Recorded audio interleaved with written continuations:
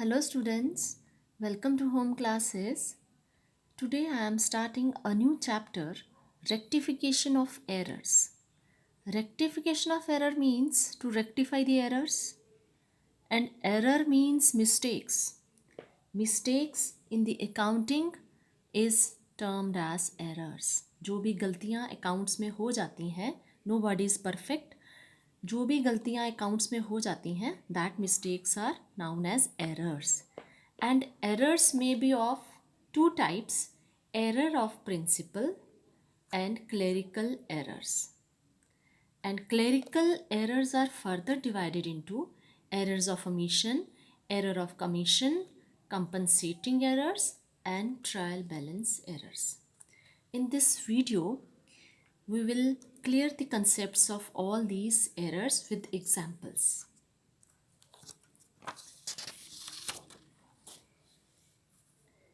Now, first is errors of principle. Errors of principle arise due to the disregard of the fundamental principles of accountancy. Errors of principle arise due to the disregard of the fundamental principles of accountancy. As you know, accounting is based on various concepts and conventions which are known as principles.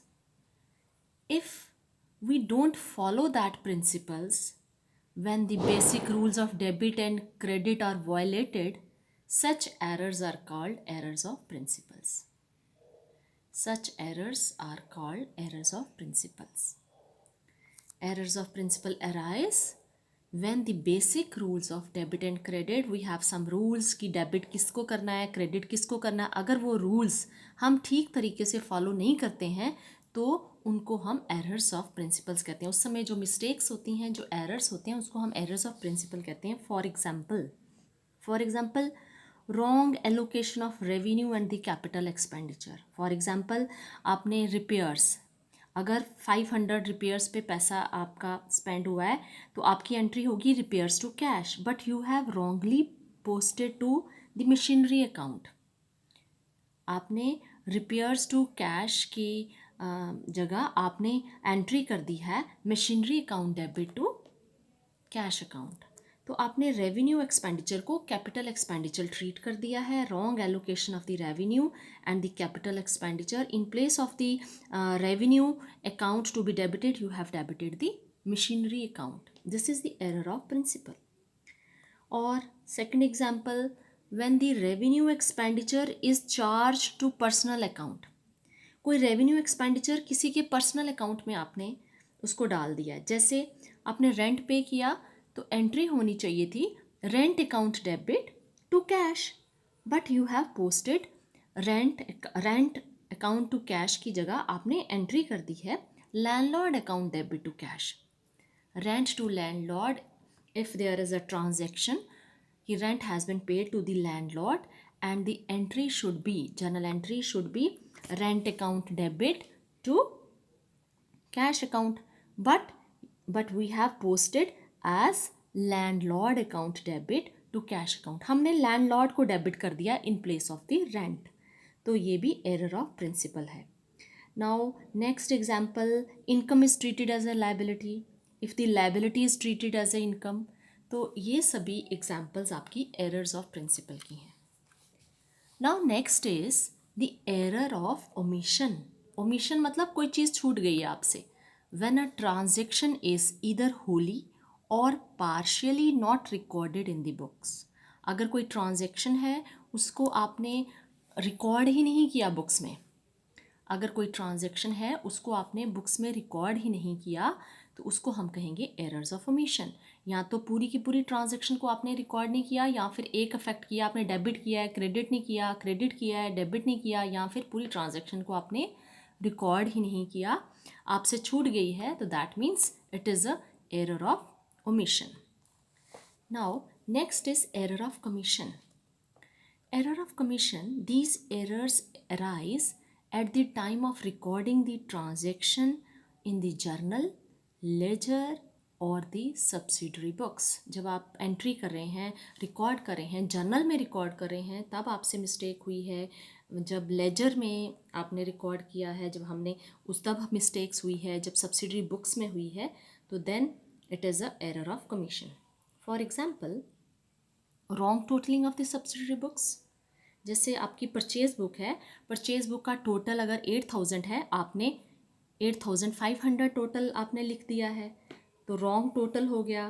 Balance wrong किया अगर आपने, या फिर errors in carrying forward of the total.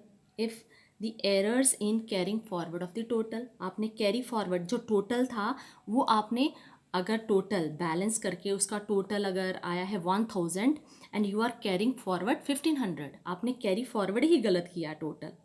या फिर posting the same amount on the wrong side. For example, if the goods are purchased from Sham, goods are purchased from Sham of rupees 1,000 was correctly entered in the purchases book but wrongly debited to। अगर आप शाम से purchases कर रहे हो तो entry अगर credit purchases है तो entry should be purchases account debit to Sham account, but आपने शाम को क्रेडिट करने की जगह आपने उसको डेबिट कर दिया, शाम को डेबिट कर दिया। आपने परचेजेस अकाउंट को डेबिट तो सही किया है, लेकिन शाम को क्रेडिट करना था, but you have debited the शाम अकाउंट। सो आपने अमाउंट तो ठीक पोस्ट किया है, लेकिन आपने रॉन्ग साइड में डेबिट करना था, क्रेडिट करना था, बट आपने डेबिट कर दिया उस अकाउंट को। तो इस तरह से आपने if you are posting same amount but on the wrong side, it is a error of commission. Then error of duplication भी एरर ऑफ कमीशन में ही आएगा। When the transaction is recorded twice in the books, आपने transaction को 2 बार record कर दिया है, तो it is also error of commission. Now next is the compensating errors. Next is compensating errors. Errors in one account is compensated with the error in the another account. और ये वाली जो errors हैं, these errors are very hardly to locate in the trial balance में locate करना बहुत difficult होता है compensatory errors का, because the effect has been compensated। किस तरह से? For example, जैसे परचेजेस की हैं अगर हमने, let us suppose purchases are done from the X से purchases हुई हैं 1,000 की and it is recorded as 1,500। 1,500 आपने रिकॉर्ड किए हैं, लेकिन purchases 1,000 रुपीज़ की हुई हैं, तो it means 500 has been recorded in excess। 500 रुपये जो है वो ज़्यादा रिकॉर्ड कर दिया है। And on the other hand there are another transaction of the purchases from Y which is recorded 500 less। और जो Y से आपने परचेजेस की हैं वो 500, आपने 1,000 की परचेजेस की थी, 500 आपने लेस रिकॉर्ड कर दिया है। तो एक केस में आप परचेजेस को 500 ज़्यादा रिकॉर्ड कर रहे हो, दूसरे केस में 500 कम रिकॉर्ड कर रहे हो, तो जब आप टोटल करोगे तो वो कंपनसेट हो जाएगा। ये एरर को लोकेट करना मुश्किल होगा क्योंकि कंपनसेट हो जाएगा, बैलेंस तो उतना ही आएगा, परचेजेस भी सेम आएंगी जब आप टोटल करोगे तो, लेकिन आपने जो परचेजेस की हैं, एक आपने जो एक्स से की हैं वहाँ पे आपने 500 आपने ज़्यादा रिकॉर्ड किया है, और जो वाई से वो आपने 500 कम रिकॉर्ड किया है। एरर तो है, और हाँ इसको ठीक करना भी चाहिए। नाउ या फिर हो सकता है आपका नेम में चेंज है, आपने अमाउंट तो ठीक, आपने परचेजेस का अमाउंट तो ठीक रिकॉर्ड किया है, लेकिन एक्स की जगह आपने वाई कर दिया, वाई की जगह आपने एक्स उसके अकाउंट में डाल दिया, एक्स का जो आपका अमाउंट था वो आपने वाई में डाल दिया, जो वाई का अमाउंट था वो आपने एक्स में डाल दिया, तो फाइनली वो कंपनसेट तो हो जाएगा, but still it is a error and it need to be rectified. Now next is the trial balance errors. These errors occur during the course of preparing the trial balance. Trial balance हम जब subsidiary books बना लेते हैं, when we post the journal entries into the ledger accounts, when we post the entries, journal entries into the ledger accounts में posting के बाद all the ledger accounts are totaled, उनका total किया जाता है लेजर अकाउंट्स का, और वो जो टोटल है सभी लेजर अकाउंट्स का टोटल हम ट्रायल बैलेंस में लेके जाते हैं। जैसे परचेजेज अकाउंट ट्रायल बैलेंस में लेके जाएंगे, सेल्स अकाउंट, आपके डेटर्स के अकाउंट्स, आपके क्रेडिटर्स के अकाउंट, कैश अकाउंट, सभी अकाउंट का जो टोटल है आपके ट्रायल बैलेंस में लिखा जाता है। और फिर ट्रायल बैलेंस का डेबिट और क्रेडिट आपका बैलेंस होना चाहिए। Debit should equal to the credit.